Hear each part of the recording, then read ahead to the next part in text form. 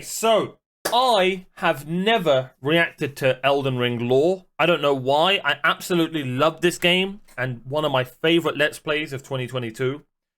I think this was my game of the year, right, chat? Yes, it was my game of the year. So, shout out to Vati Vidya. I'm sure all of you are subscribed. Go subscribe to him. I am going to be reacting to his lore videos one by one. If this one does well, then I'll put more on YouTube. But I'm going to react to them all on Twitch anyway. Not in the same day, but, you know, down the line. I'm going to be pausing and maybe asking my chat questions and stuff because I'm a little bit of a derp, I'll be honest. But some of us are. Well, all of us are, let's be honest. So I'm a little bit of a derp. I may, you know, space out and I'll try and pay attention fully, but I want to, you know, get it all. So yeah, we're going to get straight into it. Like, subscribe, all that good stuff. If you haven't, go and watch my Elden Ring Let's Play. We're actually talking about doing another Let's Play because the DLC got announced, and I want to do a Let's Play with my stream where I go over everything that I missed. And I think we're going to do a mod. It's called Elden Ring Reforged. But I don't want to do a randomizer. Now that I think about it, thank you, Jofra. Now that I think about it, a randomizer might be too much. Maybe down the line, we'll just do a random stream where we try a randomizer and fight some bosses for fun. But I think for a Let's Play and on stream, I don't think it would be good. I think the Reforged mod adds a ton of stuff. It even has a freaking bestiary, like a Pokedex and stuff like that. It adds a ton of stuff, fixes bugs. So, yeah, I think we're going to do that playthrough. Maybe, possibly, who knows. Let me know if you want it. Anyway, it's time to react to some lore. Let's definitely not get confused or overwhelmed. It begins in the cosmos, far away with an... Our story doesn't begin in the lands between. It begins in the cosmos, far away with an outer god called the Greater Will. There are a lot of outer gods mentioned in Elden Ring. You can think of these kind of like the Great Ones of Bloodborne. They're distant beings, they're all-powerful, and they're quite unknowable by design. And they're in 30 many frames. Of these outer gods want to make their presence felt in the world. The Greater Will, maybe most of all. To this end, it sent a golden star hurtling towards the lands between. The Elden Star's incantation tells us that this golden star was bearing a beast, an Elden beast. The Elden Remembrance calls it a vassal beast of the Greater. I forgot about this bastard. This was a good fight. I just didn't... the design of the Elden beast could have been so much cooler. You know what I mean? I don't know. Who am I to decide? In my opinion, it wasn't visually... I don't know. He just didn't give... He wasn't badass enough. To will. If you didn't know, a vassal is someone who holds land on behalf of their overlord. Obviously, this is fitting in this case, because the Elden Beast occupied the lands between on behalf of the Greater Will, and was a living incarnation of the concept of order. As such, this beast would later become the Elden Ring. The Elden Ring itself is made up of runes of power. Really, some Krem? great, some it's not small, backwards opinion. It's together just because everyone else likes it. It's called an opinion that isn't based off of other people's opinion. Therefore, it's actually completely forwards. Because that's what opinions are. Thank you. That was my speech. Present a sort of logic for the world to follow. Thus, the Elden Ring represents order. The true nature of this order is a subject of constant debate and research undergone by fundamentalists. But two of the key fundamentals are the laws of causality and regression. You can think of the law of causality as cause and effect, where actions have consequences, and those consequences are new causes that branch out into infinity. These are the relationships between things. Dad joke. Then there's the law of regression that states that all things eternally yearn to converge and return to their roots. Fittingly, then, the Elden Ring is housed within the Erd Tree, which towers over the lands between. But it's very important to stress that life in the Lands Between did not begin with the Erd Tree, the Elden Ring, or the Elden Beast. No, the Lands Between were occupied well before the Greater Will came. There were other beings here. There were other factions here. There were other gods here. And there was even another great tree here before the Erd Tree. And this is where a huge twist regarding the Erd Tree comes in. So, there are incantations in the game called aspects of the crucible. According to their descriptions, these are manifestations of the Erd Tree's primal vital energies. And I quote, "They are an aspect of the primordial crucible where all life was once blended together." But how could all life be blended together in the Erd Tree if the Erd Tree appeared after life existed? Well, there can only be one answer, right? That the Erd Tree is a parasite, and it took over a tree that existed here before. This ancient tree was called the Great Tree. So the Great Tree was almost certainly the location of this primordial crucible, and it must have been a very powerful primordial force for the Greater Will to have commandeered. It might even be the reason the Lands Between is important to the Greater Will in the first place. It also explains why spells and enemies related to the Great Tree's crucible would eventually be looked down upon. For example, the Knot Talisman is fashioned from a knotted vestige of the crucible, and it was considered a signifier of the divine in ancient times, but is now increasingly disdained as an impurity as civilization has advanced. Enemies related to the crucible are the Omen, the Misbegotten, and the Crucible Knights, and all three of them would be shunned, God, they are so badass. But screw this bastard. enslaved, or imprisoned. Those who speak for the Erd Tree don't want you to know its roots, so to speak. According to the spell, Protection of the Erd Tree, in the beginning everything was in opposition to the Erd Tree, but through countless victories in war, it became the embodiment of order. In Marika's own words, the Erd Tree governs all. The choice is thine. Become one with the order, or divest thyself of it, to wallow at the fringes, a powerless upstart. But the Greater Will needed more than a big tree. It needed loyal agents in the Lands Between. To this end, it has the Two Fingers, who are its envoys. The Two Fingers heirloom has a weird picture of them, but it reads, "Of course, fingers cannot speak, yet these are eloquent. Persistently they wriggle, spelling out mysteries in the air. Thus did we gain the words, the words of our faith." These words are interpreted by the finger readers. These are the undying old crones that you would have found throughout the Lands Between. They pass down the wisdom of the Two Fingers, or at least they used to. Your fingers, please, your fingers. I can read them. Most of them appear to have lost their purpose, and they're desperate to read your fingers and tell you annoying riddles, since their two fingers are likely dead. And yes, of course, there are multiple sets of Two Fingers. You would have found their corpses on the tops of the divine towers. Atop these towers, you loot the fingers in order to activate the true power of a great rune. Specifically though, you are giving benediction back to your great rune. You're taking a blessing back from the two dead fingers, essentially. This is just one of many blessings that the Two Fingers can bestow, and my point is kind of that the Two Fingers clearly have more than just influence. They have real power on some level. The Greater Will needs these powerful envoys and agents because, while it's obviously incredibly powerful, it does seem limited by a few things. First is space. The Greater Will didn't come to the Lands Between itself, it sent an Elden Beast to do its bidding instead. Second is time. There is a moment later in the game where your pair of Two Fingers go still because they're forced to commune with the Greater Will for guidance.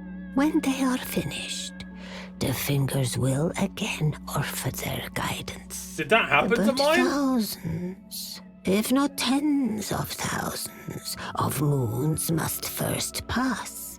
No matter for me. But you, how will you ever manage to wait? So the Greater Will needs a physical manifestation of will. It needs envoys to convey its will, but what it also needs is a god. Introducing Marika the Eternal.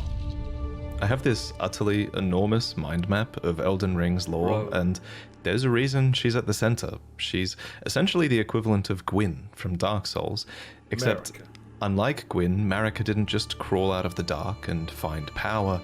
To an extent, it seems like she earned it. We don't know much about her origins, except that she is of the Numen race, which is actually an origin that you can choose in the character selection screen. Numen come from outside the lands between, and are supposed descendants of denizens of another world, long-lived but seldom born. At some point, Marika was chosen as an Empyrean. What is an Empyrean? Well, an Empyrean is a being chosen by the Fingers as a candidate for godhood. As an Empyrean, Marika received the aid of a shadow to do her bidding. So what is a shadow? Well, it's a wolf, shadow-bound to its Empyrean by the two fingers. Lunar Princess Rani is another example of an Empyrean with a shadow-bound beast. You would have met Blythe. Oh man, I never done his quests. Did I do his quests? I don't think I finished his quests.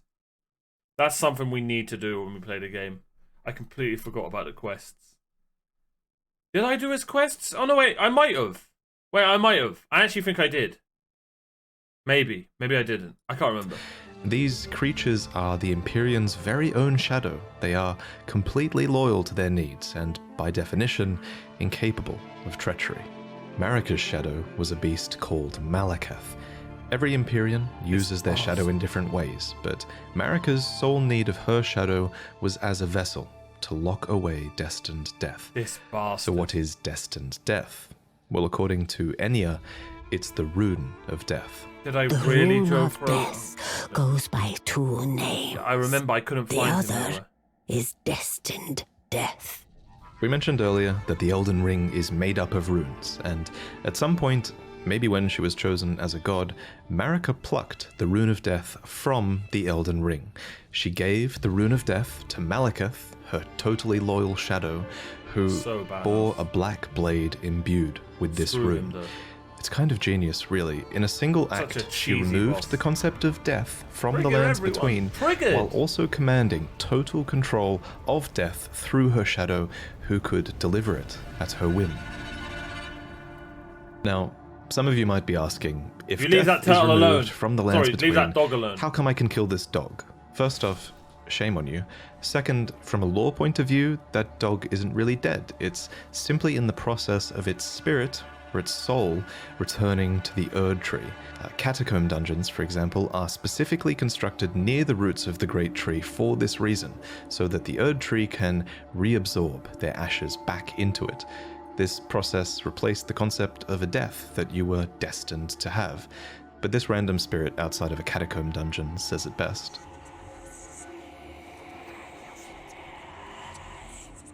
As another example of this theory, when you kill a major boss, you receive a remembrance of them. These are spirits, and they are hewn into the Erd Tree.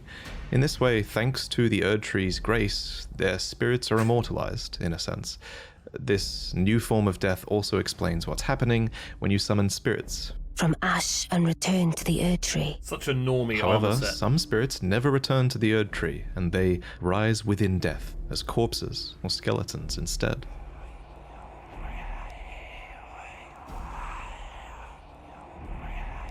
So this was the new order, and it's important to stress that it was in this moment, when the rune of death was removed, when destined death was taken, this is when order became the Golden Order. The forbidden shadow plucked from the Golden Order upon its creation. Specifically, this was Marika's Golden Order. So not only did she become a god and a vessel for the Elden Ring, she became renowned as Marika the Eternal for her removal of destined death. It was a huge part of her character and her reign as well. However, Marika had more than just death to conquer. She had wars to fight, as the world was occupied by many forces that could threaten her Golden Order. She wanted nobody to die. There was war with the Stormlord, who likely ruled over Stormvale, and there was a war with the Giants, who were masters of a flame that could burn the Erd Tree. There was war with the Ancient Dragons, who incidentally had stones that could twist time and thus slay a god. And finally, there was war brewing with the Carrion royalty, who had previously obeyed laws which contravened the Golden Order. Thus, sort of similar to how the Greater Will needed an Empyrean to enforce its will, Marika herself needed someone to wage war. So, there was to be a husband, a consort, an Elden Lord. Godfrey. The man chosen was Horalu, a ferocious warrior who became known as the Lord of the Battlefield. His crown was warranted with strength, and while it was for this strength that Marika married him, he was also required to take a vow to conduct himself as a lord. To suppress the ceaseless lust for battle that raged within, Horalu took the beast regent Sarosh upon his back. You'll notice this is another example of a beast being given for the purpose of serving order. So Thus, badass. in this moment, he went from being Horalu, warrior, to Godfrey, the first Elden Lord, Godfrey, consort to Queen Marika, and a certified demigod. Godfrey and Marika had 3 demigod children together. There was Godwyn the Golden, who you saw being killed in the opening trailer, and there were also the reviled Omen twins, Morgoth, who guards the Erd Tree, and Mohg, who became Lord of Blood. You might think that Godric was... So, the first guy who got killed, he's not in the game. Morgoth, I thought. Mohg's the one that somehow I missed. Wait, the first guy is in the game. Who is the first guy? It said he got killed in the opening. It said he got killed here. There were also the reviled Omen twins, Morgoth, who guards the Erd Tree. What was his name? And also there was Godwyn the Golden, who you saw being killed in the opening trailer. Oh, was that the guy who was just a golden hollow? I think. No, that was God. And there were also the reviled Omen twins, Morgoth, who guards the Erd Tree, and Mohg, who became Lord of Blood. You might think that Godric was another demigod child, Mohg? but he Where actually was wasn't. Mohg? Instead, he was probably descended from Godwyn. Anyway, we'll talk about the demigods more in detail in another video, so subscribe for that. But for now, just know that Godfrey and his offspring were the first demigods, henceforth known as the Golden Lineage. Okay. In So his she had wars, to make Godfrey demigods led to his fight her 16 wars. crucible knights into battle, who were named so for they fought with the primordial powers of the Erd Tree. Their incantations were aspects of the crucible itself, and they likely fought giants, dragons, the Stormlord, and more to usher in their age. I think I the missed this age fight of as the well. Erd Tree. In Marika's own words, "Hark, brave warriors. Hark, my lord Godfrey. We This is the commend your boss fight. deeds. I'd done that boss fight, Guidance bro. I hath beat them in one. delivered ye Get through good, each man. ordeal to the place ye stand. Put the giants to the sword and confine the flame atop the mount. Let a new epoch begin, an epoch glistening with life." Yeah, about that flame. Isn't that where I sacrificed her, chat? Brandish the Elden Ring for the age of the Erd Tree. The Erd Tree would go on to be largely seen as a blessing for all of those in the lands between, especially those close to it in Leyndell, the capital city of the Erd Tree. The tree bestowed blessings. For example, the dew that dropped from its branches were like jewels. It loomed overhead as a constant reminder of order, and The its tree roots of dropped reached far and frames. wide, relieving many of the burden of death. In fact, Erd Tree burial was one I of just the realized highest we may not honors be able to a stream hero this game. could receive. Shit. One by one, the previous dawned on me. factions of the world fell. The giants were put to the sword, and their fell god was killed by Marika herself. The ancient dragons broke down the walls of Leyndell, but met fierce retaliation. However, was so I think close. the House of the Erd You nearly Tree got me. encountered the most trouble against the land to their southwest, Leonia. Here, the House of the Moon repelled their offensives time and time again. And I mean that literally, because there was not just one, but 2 wars fought here. And in both of these, there was no victory He was for the so Golden, hard. nor for This the fight Moon. was actually And really I difficult when I suspect got it was probably because of these lobsters. These damn things can snipe you from like a mile away, and I didn't find the it was lobsters probably that bad. because of the carrier knights, who, according to their weapons, were able to wield sorceress battle skills, and despite numbering fewer than 20, this power made them a match for even the champions of gold in battle. The coolest These enchanted armor set. knights were anointed by the Lunar Queen, a young astrologer who went on to establish the House of Caria as royalty in this land. With her bewitching lunar magic, she won over the Academy of Raya Lucaria, where glintstone sorcery was studied, and united the Carian royal family and the learned scholars of Raya Lucaria defended their home from the golden aggressors. At the head of this great golden army was Radagon. Oh. Lord Radagon was a great champion, possessed of flowing red locks. He came to these lands at the head of a great golden host when he met Lady Renala in battle. These two champions clashed, fell in love, and joined their houses. Radagon once cleansed himself with celestial dew, repented his territorial aggressions, and swore his love to Renala. The Order of the Erdtree and the fate of the moon were conjoined, and all the wounds of war forgiven. You might think it strange that the Greater Will would permit this union, but it's not too odd, all things considered. As with most From Software games, sorcery and faith are just two sides of the same coin, and both of these powers stem from the cosmos.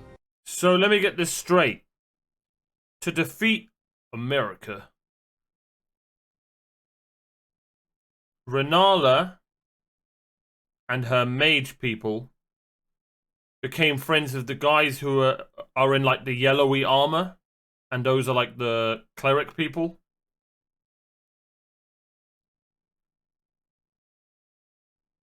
What I still don't get is, why did they feel the need to fight her? Did they just want to... I'm assuming they just wanted to become king of the Erdtree, or queen of the Erdtree, or whatever. Radagon and Renala were known to have 3 children together. Lunar Princess Rani, who inherited her mother's propensity for lunar magic, Radan, who took after his father Radagon and would go on to master gravitational magic. Oh shit! Radagon was with Marika's army? I think it just said that Radagon and Renala were together, bro. Maybe he... Oh, wait. Wait, are you sure? I'm pretty sure it said, yeah, Radagon had the yellow army of the clerics, the cleric people, whilst Renala had the magic people, and then they joined. And Radagon swore fealty to her. And then they had 3 kids. I completely forgot, Oh, Radagon was fighting for Marika. Okay. So okay. Oh. Oh, okay. They married, but he fought for Marika. Okay. Okay, so then who are they fighting against now, then? Who's Renala's enemy? Still Marika, right?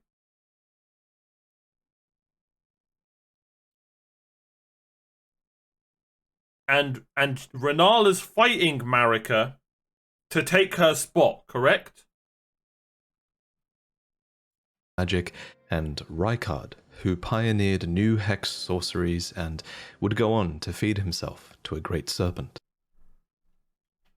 Who the hell is that guy? Why would he do that?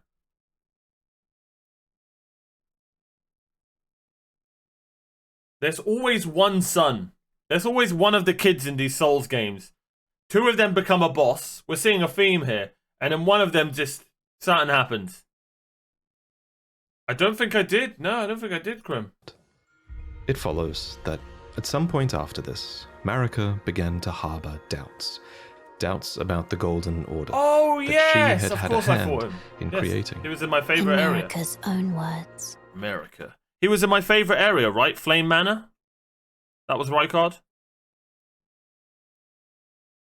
Okay, I just forgot his name. I didn't know he fed himself to a frickin' snake.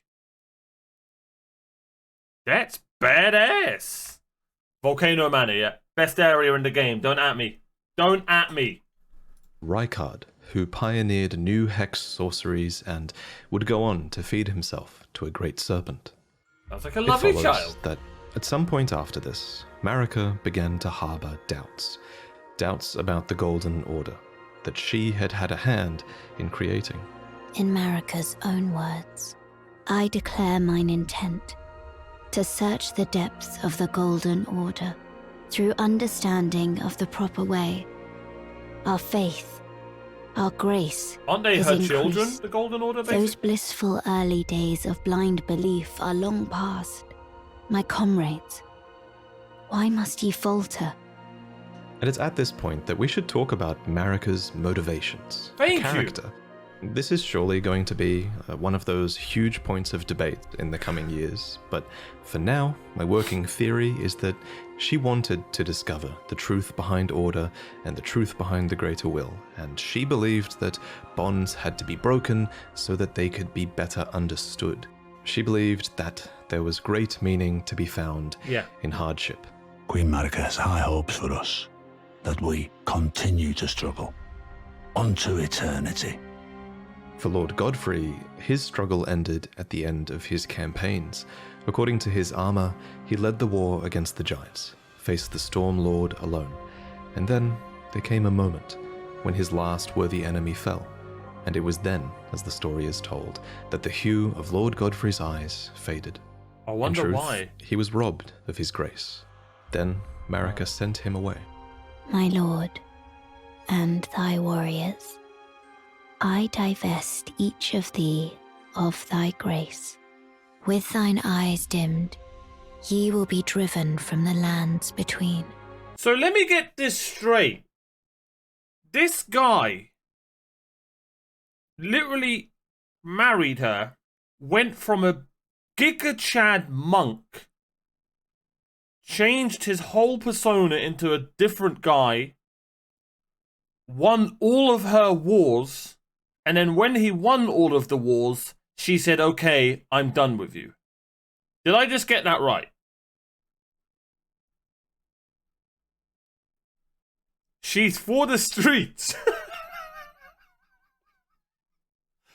I'm not gonna lie. I won't be surprised if he becomes like an influencer and tells you to work out, don't trust women, and take cold showers. Watch, it's gonna happen, watch. Just wait, watch.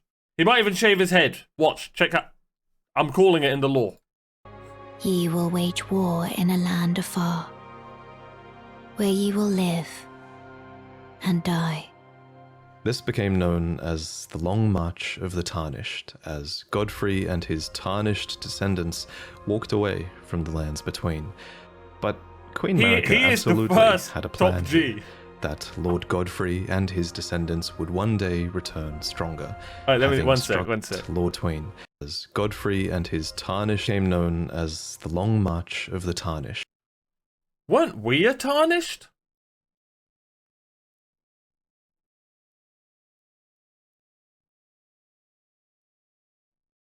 Yes, we were. So if we were working for Godfrey, why did we have to kill him? Why didn't he like us? Why weren't we friends with him? Why didn't he give us quests and stuff? As Godfrey and his tarnished descendants walked away from the lands between.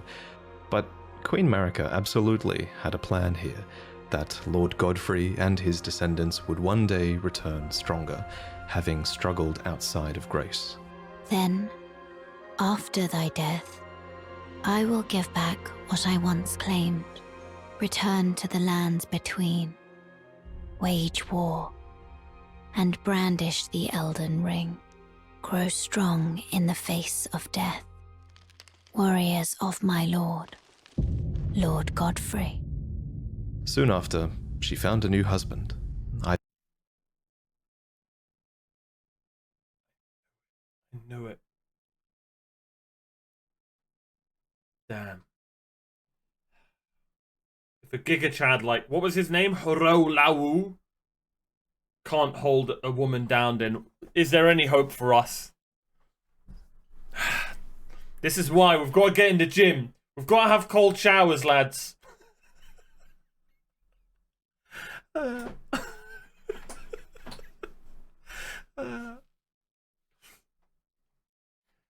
Yeah, she sent him away that becomes stronger and takes the Elden. I don't know. She just basically, she wanted Godfrey to always struggle. Which I'm assuming that, you know, work hard and fight so that he doesn't lose the gleam in his eye or something like that? I don't know. Not quite sure, but Either alright. that or a new husband was found for her. When Godfrey, first Elden Lord, was hounded from the lands between, Radagon left Renala to return to the Erdtree capital.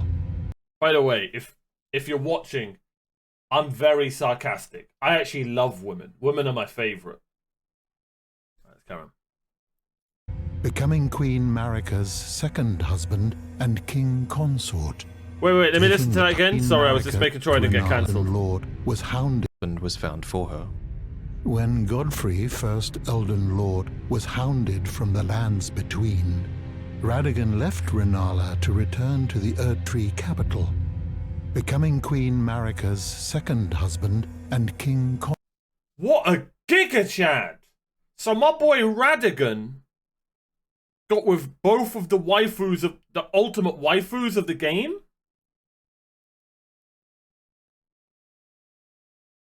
He went from Renala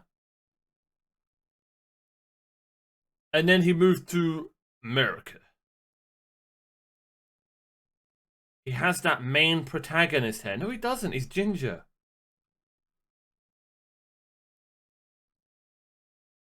Stole her man? Wait, don't you mean stole her... Wait. Stole... Oh, wait. Marika stole... Ah. It's red, it's not ginger. True. What main protagonist is red? You know what, let's go. Consort, taking the Ron title Weasley? of second Elden Lord. The mystery endures to this day as to why Lord Radagon would cast Lady Renala aside, and He probably wasn't moreover, powerful enough. why a mere champion would be chosen for the seat of Elden Lord. Whatever the case, as a part of this union, Radagon's prior 3 children with Renala became demigod. It honestly could be as simple as he got bored with her. Right? And it could be the same thing with, you know what I mean? Maybe they just fell out of love. Maybe, you know, they weren't having any fun anymore. Maybe sometimes the law doesn't have to be that crazy. Maybe sometimes it can just be like, yeah, the marriage didn't work out. You know what I mean? Stepchildren, granted grace, with Renala. Whatever the case, as a part of this union, Radagon's prior 3 children with Renala became demigod stepchildren. Oh my god. I just realized then that Radagon kind of is the dad to 6 of the bosses of the game, right? Well, no, Rani wasn't a boss. But 6 of the main super stepdad to 3, dad to the other 3. I can't remember all their names. That's insane. Granted grace thanks to their new family tree. Did him and her Renala have any was kids? broken by this, and so was her country, Leonia. The Queen's set reads, when Renala, head of both the Academy of Raya Lucaria and the Carian royal family, lost her husband Radagon, her heart went along with him. Damn. And then those at the Academy realized that Renala was no champion after all. In the wake of Radagon's betrayal and Renala's poor judgment, Leonia struggled with civil war, with the Academy of Raya Lucaria on one side and the Carian royals on the other. Cool. And it's here, during the age of the Erdtree, that Lunar Princess Rani, daughter of Renala and Radagon, stole a fragment of the Rune of Death. Okay. Can I ask you one thing then? And I know it's a game. So let's just... So you can just say, Omar, it's a game and it's fake. Cool. Why does Rani have 4 hands? Isn't that just extremely random?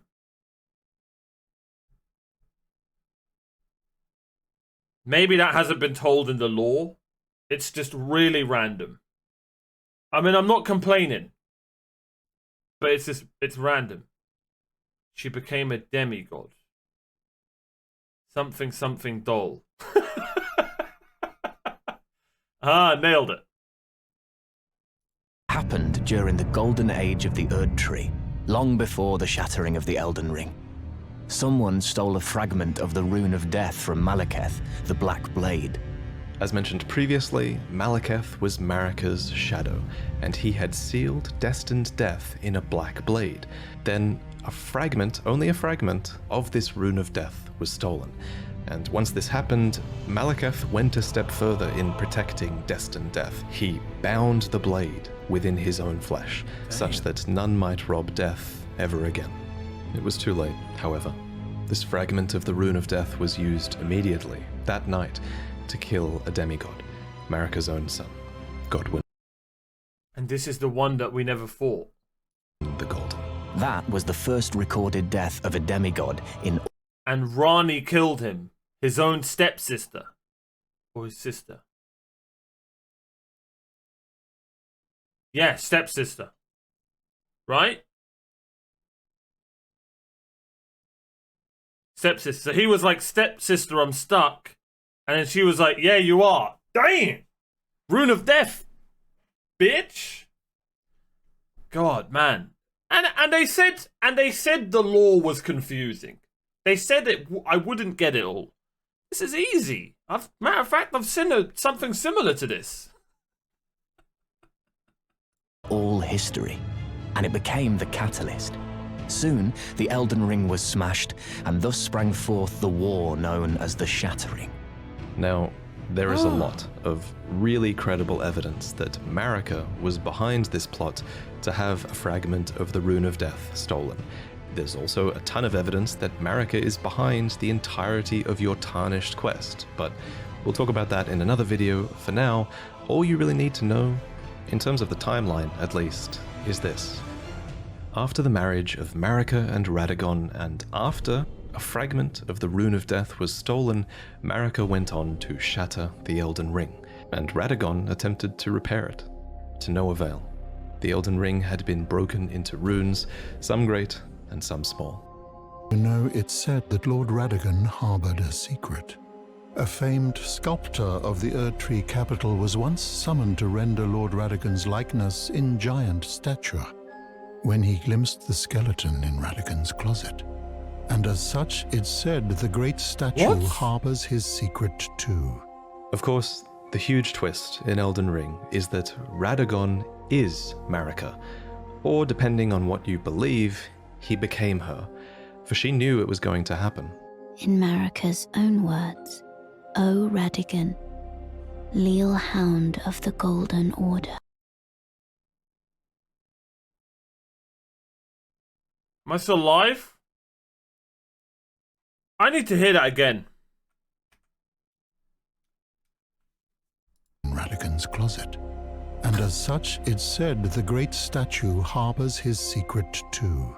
Of course, the huge twist in Elden Ring is that Radagon is Marika, or depending on what you believe, he became her, for she knew it was going to happen. In Marika's own words, O Radagon, leal hound of the Golden Order, thou art yet to become me. Thou art yet to become a god. Let us be shattered. Where are these cutscenes? I haven't seen these. Where is this all from? Both. Mine other self. You can tell when From Software is keeping something a little bit open-ended, and of everything in Elden Ring's lore, this will also go on to be one of the biggest unknowns as we move forward. For example, the wording, thou art yet to become me, reinforces that Marika and Radagon were two separate entities before the Shattering. However, in contrast, there is also evidence that Radagon was always part of Marika. For example, Enya says that the demigods are each and all the direct offspring of Queen Marika. But how can this be if Radagon married Renala and had those demigod children? The only way that makes sense is if Radagon was always Marika and he just went over there to seduce Renala long ago. I'll present more concrete theories in the future, but on this matter, the most important thing is, what do you think? While you can figure out a ton of Elden Ring's story, not all of it is open to interpretation. Certain things are, and this is one of them. And your interpretation is a big part of what makes this story special. At any rate, the union of Radagon and Marika seems to be a union of two fundamental opposing laws of the Golden Order. We mentioned these laws earlier, actually. There's the law of causality, and Marika is an agent of cause and effect. Yes, and there's the law of regression, as Radagon is a character who aspires to be complete and regress together. So I have a theory that forcing these two beings that represent these concepts together would have corrected Marika's deviance. But even so, she was imprisoned in the Erdtree for the crime of the Shattering. Marika's trespass demanded a heavy sentence. But even in shackles, she remains a god and the vision's vessel. The conjoined Radagon and Marika even had two demigod children of their own. I was about to say, bro, did they never have kids?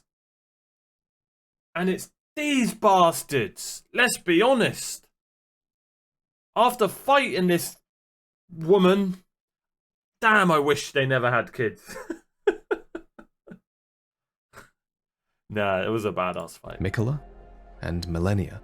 These two children were born afflicted. Mikola was cursed with eternal childhood. Children were born afflicted. Mikola was cursed with eternal childhood, and Millennia harbored a horrific rot within. Even so, these two children were both chosen as Empyreans. They were immensely sacred beings, and eligible to inherit godhood from the Greater Will. Perhaps the Greater Will was just desperate to find a worthy successor, and indeed in the Shattering War to come, many would try to claim the shards of the Elden Ring, and they would try to take the throne, including, of course, the Tarnished, who returned from their long march at long last, which we'll talk about in the next main lore video. I should probably also mention here that if you become a patron, you'll see upcoming lore videos early, as that's one of the rewards you get if you pledge to the $3 tier. And if you think my channel really adds a lot of value to the Souls games for you to the point where you pledge $20, then in this new tier you'll receive a new mug every 3 months that has a unique design on it, to do with the games by From Software. There are 4 to collect. He deserves The first one you'll get is inspired by Dark Souls, then Elden Ring, then Sekiro, and finally Bloodborne. And they all have fantastic art that I worked on with an amazing artist named Chu. I like that one. Anyway, I figured this is the right place to end this video because the information here is going to be overwhelming. I bet it probably was too overwhelming, you know? It took me ages to commit these names and the relationships they had with other characters to memory, so I hope you guys are doing alright. One thing that helped me a lot was that we designed an enormous mind map with pretty much all of Elden Ring's lore. All of its item descriptions, all of its dialogues, all of the relationships between characters that we can think of. We added all of this together and it helped a ton in learning about the story and I wonder how much, it all. And let's be honest, I will make this asset obviously we all love Miyazaki and, you know, the writers at FromSoft. I wonder how much input George R.R. Martin did have. You all, because I think after doing it, I think this is the quintessential way to piece together the story, and I think giving you guys this asset eventually will make that accessible for people. So I'm really excited about that. I want to thank Bro, you need to dodge, man. Zard for accepting the paid task of this guy needs to get put good. all the raw data into this mind map so that I could better understand everything. How do you know that? I want to thank Paragod for fulfilling all of my footage requests and creating so many cinematic scenes for this video and for you all to enjoy. And I last of all want to thank John Devlin for the incredible thumbnail. Video. And of course, thank you for watching. There are some really exciting things ahead, and I actually believe this might be the best story that From Software have ever put together. I just think not only are there so many amazing item descriptions, but so many of them are impactful. There are so many moments where you piece together the story and have like a eureka moment, and I'm enjoying it so much. But now I'm gonna go and play the game a little bit because I've been editing this video for too long. So, see you next time. Damn. I still have no idea about any of it, but I had fun. That was the Elden Ring lore video. No, I really enjoyed it. We learned a lot. And honestly, when I replay the game, I can't wait to, like, learn whilst I'm playing more. Excuse me. The best thing about playing the game when I'm live, because I didn't do that last time I let's played it. When I play the game live, I can be like, okay, chat, what was the lore behind this guy? And we just have an amazing conversation about it and stuff.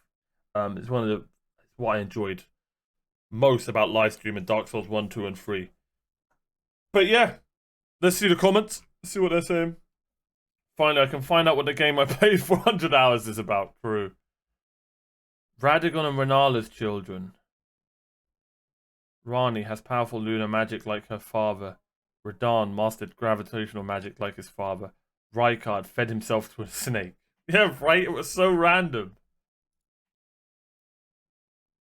Bro said feeded. Oh my god, grammar police out here. I really like how this game tells you that these bosses are capable of leveling cities and are technically gods. Then you kill them on your first try while you die multiple times because of a crab.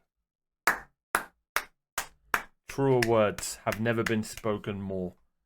And his name is Simpanor. Have you ever noticed there's a fragment of darker bark in the Erdtree? Could it be the remains of the primordial tree? Radagon could be a mimic of Marika. The description of Mimic's veil. First, as a way to infiltrate the academy after failing 2 wars. But after a while, they became 2 separate beings. Radagon gave Renala an egg, which could explain the possibility of Radagon and Marika to have children which failed. Interesting. And shapeshifting is real in Elden Ring. The story of Raya gave many answers as Raya was created. A mimic that at first was one person living 2 lives became 2 separate That's insane, bro, if that's real. Wait, that's badass. So she made a mimic of herself to infiltrate Renala, or whatever, seduced her, had children. Well, it probably isn't true, but that's how, I don't know who this guy is. His name's Funky Fish. This guy, they should take this and go with it, because that is badass. I'm not gonna lie, that is badass. A mimic that at first was one person living 2 lives became 2 separate minds. Someone needs to make an anime about that. With conflicting ideas. Why would Marika split the ring and then Radagon try to repair it? Casually meets regression. I don't know, but that sounds sick. Not how, no, that's not how mimics work. Shut up, bro. Why do people come up with these wannabe deep theories? They're extreme reaches, bro. A mimic is a spirit, Ash, not a being. It's called imagination. Chill, dude.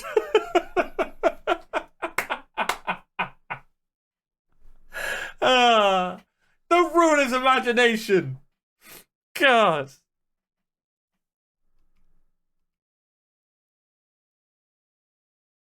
I recommend you watch the video of Vati about mimics. Oh my god. NPCs, I love it. I love it. I know it's a lot to take in, but this video will be the foundation of all the lore videos to come. So bookmark it. Come back later. Take your time and try your best to remember the main characters' names. Godwyn, Godric, Godfrey, Godfrey, and Melania, Michaela, and Marika, and Radahn, Rani, Rykard, and Renala, and Radagon. See? Easy. Bro, I hate, when shows, movies, games do that, man. Truly, I can't stand it. Just, I know they're all related. They don't all have to have similar names. Characters, too many characters with similar names is just impossible to remember. Anyway, that was bloody amazing. Like, subscribe, all that good stuff. See you guys next time.